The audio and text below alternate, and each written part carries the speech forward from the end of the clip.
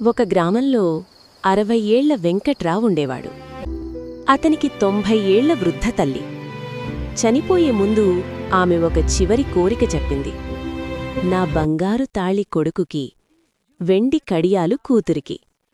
కాని ఈ బంగారు ఉంగరం మాత్రం నీ తండ్రి గుర్తు. ఇది నాతోనే ఉండాలి.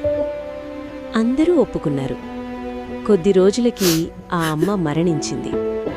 ఆమె కోరిక ప్రకారం ఉంగరంతో పాటు సమాధి చేశారు. కాని దురాశతో ఉన్న కొడుకు రాత్రి సమాధి దగ్గరకు వెళ్ళి ఆ ఉంగరాన్ని దొంగలించాడు.